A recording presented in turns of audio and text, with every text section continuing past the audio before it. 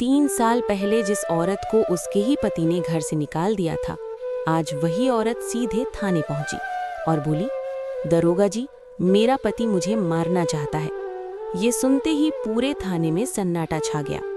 गांव रामपुर की ये घटना है, जहां हर कोई एक दूसरे को अच्छे से जानता था। उसी गांव में रहते थे रमेश और उसकी पत्नी सीमा।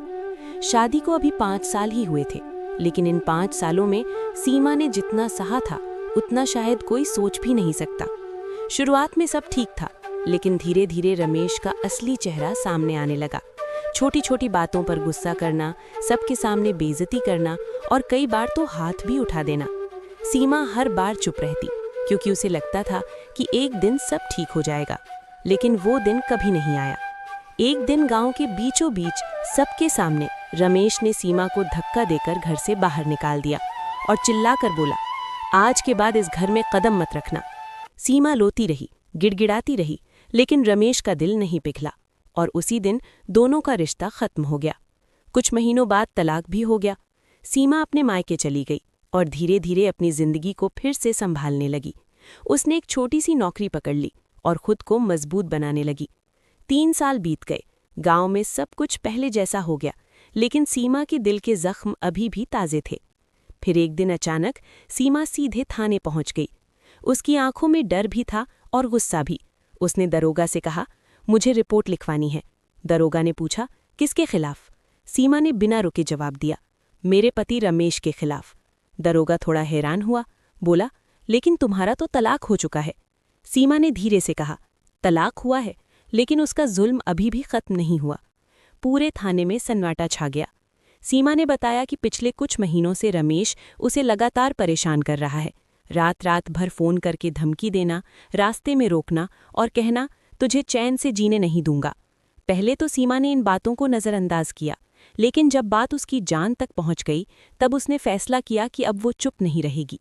दरोगा ने तुरंत रमेश को थाने बुलवाया। कुछ ही देर में रमेश वहां पहुंच गया, चेहरे पर वही घमंड। आते ही बोला, सर, ये औरत झूठ बोल रही है, इसका दिमाग खराब है। सीमा चुपचाप खड़ी रही, लेकिन इस बार उसकी आंखों में डर नहीं था। दरोगा ने सख्ती से पूछा, सच सच बताओ, क्या तुम इसे परेशान कर रहे हो?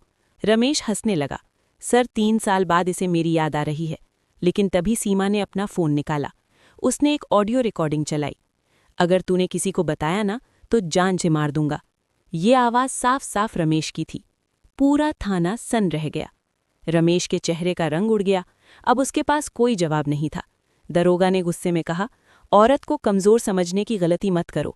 आज ये यहाँ खड़ी है क्योंकि अब ये डरती नहीं है।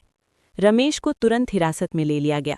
सीमा की आंखों में आंसू थे, लेकिन इस बार ये आंसू डर के नहीं, बल्कि राहत के थे। थाने से बाहर निकलते वक्त उसने बस इतना कहा, मैं 3 साल पहले भी सही थी और आज भी सही हूँ। बस फ़र्क इतना है कि तब मैं चुप थी और आज बोल रही हूँ। गांव में ये खबर आग की तरह फैल गई।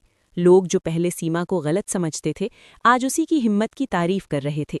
और उस दिन के बाद सीमा ने पीछे मुड़कर नहीं देखा, क्योंकि अब वो सिर्फ एक औरत नहीं थी, वो अपनी कहानी की हीरो बन चुकी थी। अगर आपको ये सच्ची घटना जैसी कहानी दिल को छू गई हो, तो वीडियो को लाइक ज़रूर करें और ऐसे ही असली ज़िंदगी से जुड़ी कहानियों के लिए कहानी ज़ोन को सब्सक्राइब करना मत भूलिए।